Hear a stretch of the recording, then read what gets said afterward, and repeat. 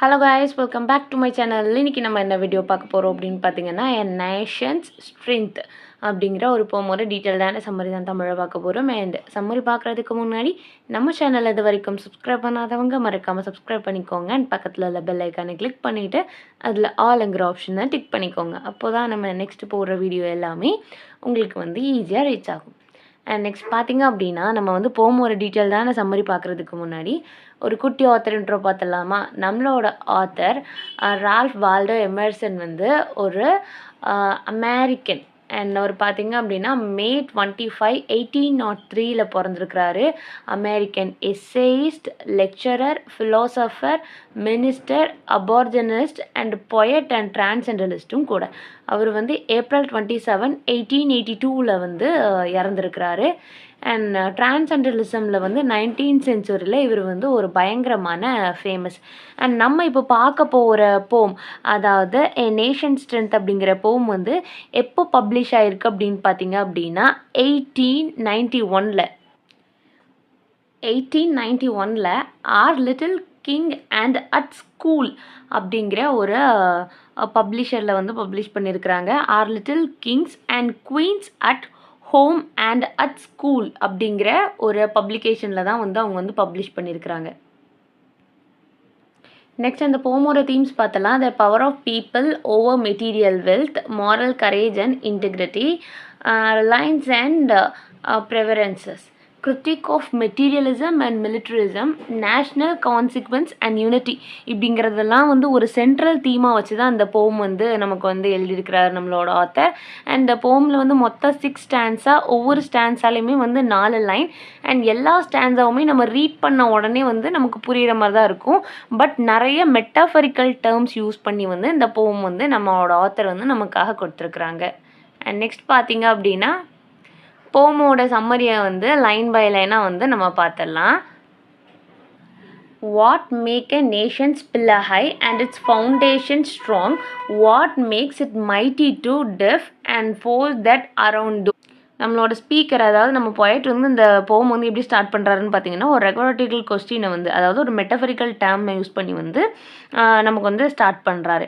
அந்த பில்லர்ஸ் அப்படின்னு சொல்லிட்டு எதை மென்ஷன் பண்ணுறாரு அப்படின்னா, ஒரு நேஷனோட ஸ்ட்ரென்த் எதை பேஸ் பண்ணி இருக்குது அப்படிங்கிற மாதிரி அவர் ஒரு கொஸ்டினோட ஸ்டார்ட் பண்ணுறாரு.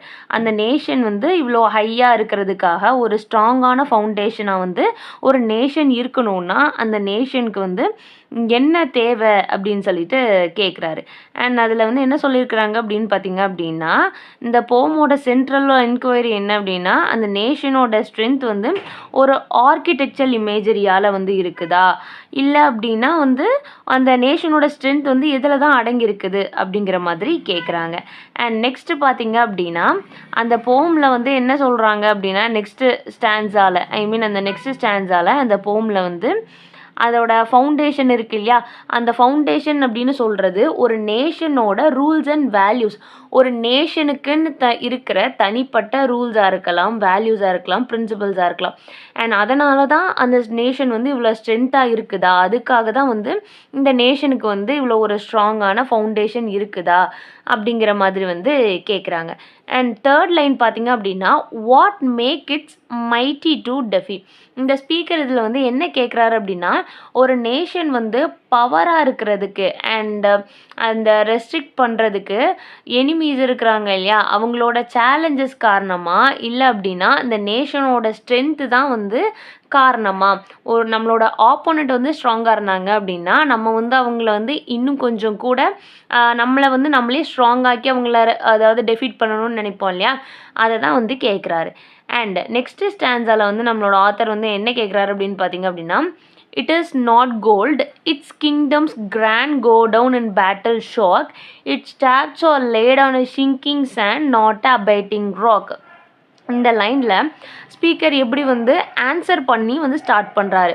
அது ஒரு நேஷனோட வெல்த் அங்கே நிறையா கோல்டு வச்சுருக்கிறதுனால கிடையாது, அங்கே நிறையா ரிச்சான மெட்டீரியல்ஸ்லாம் இருக்கிறதுனால, போதுமான அளவு எல்லா வெல்த்துமே இருக்கிறதுனால ஒரு நேஷன் கிராண்டாக இருக்காது, அந்த கிங்டம் அவ்வளோ ஸ்ட்ராங்காக இருக்காது. அதுக்கு பதிலாக அந்த நேஷனோட வெல்த் எதை டிபெண்ட் பண்ணி இருக்கும் அப்படின்னு பார்த்தீங்க அப்படின்னா ஒரு சூப்பர்ஃபிஷியலான மேக்னிஃபிகன்ஸை பொறுத்து தான் வந்து அந்த நேஷன் வந்து பில்ட் ஆகிருக்கும், அதோட ஸ்ட்ராங்னஸ் அப்படின்னு சொல்லிட்டு சொல்கிறாங்க.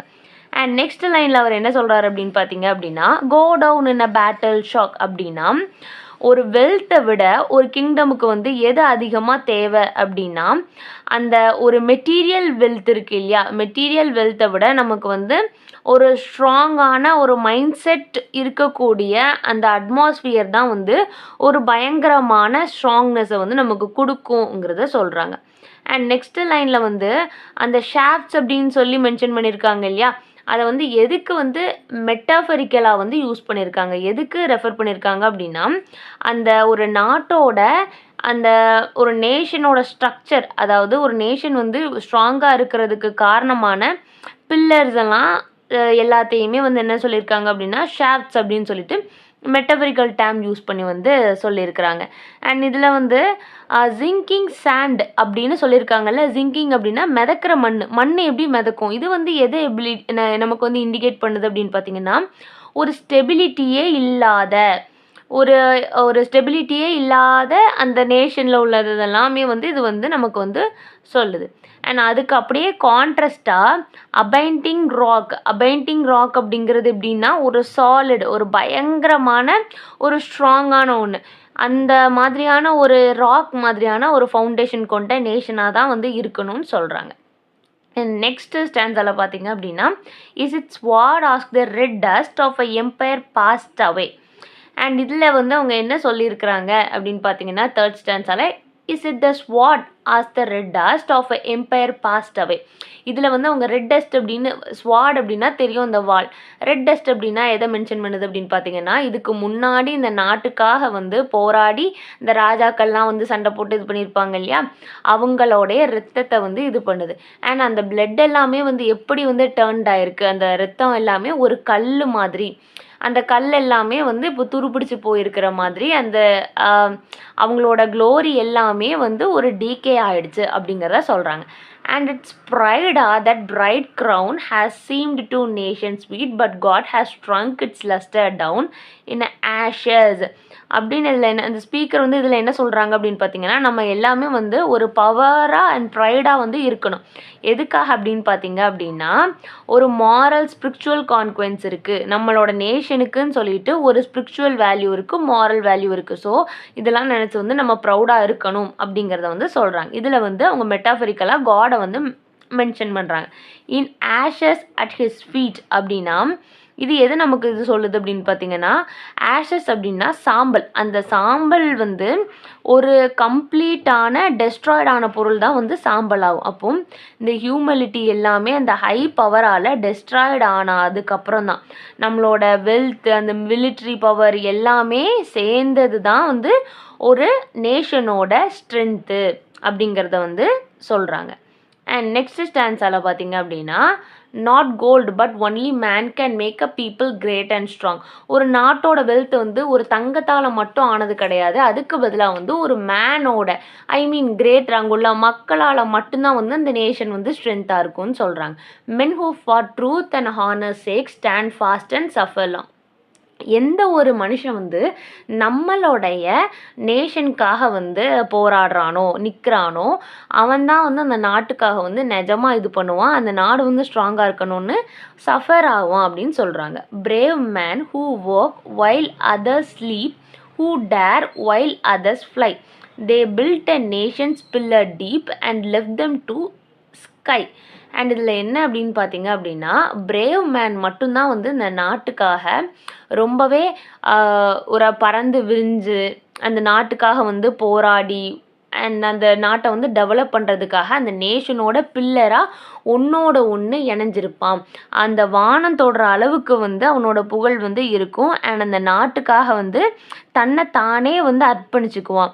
ஒரு நாட்டோட ஸ்ட்ரென்த் வந்து அந்த வயலன்ஸ்லேயோ இதுவோ கிடையாது, நம்மளோட அந்த நேஷ்னலிசம், நம்ம வந்து அந்த நாட்டுக்காக நம்ம என்ன பண்ணுறோம் அப்படிங்கிறதுல தான் இருக்குது அப்படிங்கிறத வந்து சொல்கிறாங்க. அதாவது ஒரு நாட்டோட வளம் வந்து கோல்டுலேயோ இல்லைன்னா அங்கே உள்ள நிறைய விலை உயர்ந்த பொருட்கள்லையோ வந்து டிபெண்ட் ஆகல. அங்கே உள்ள பீப்புளை பொறுத்து தான் அந்த நாட்டோட ஸ்ட்ராங்கான ஃபவுண்டேஷன் இருக்குது அப்படிங்கிறத சொல்கிறாங்க. அண்ட் இவ்வளோ தான் போமோட டீட்டெயில்டான சம்மரி. சம்மரில் ஏதாவது டவுட் இருந்தால் மறக்காமல் கீழே கேளுங்க. வேறு ஏதாவது போம் நாவலுக்கு சம்மரி வேணுன்னா அதையும் கீழே கேளுங்க. தேங்க்ஸ் ஃபார் வாட்சிங் and subscribe for more videos.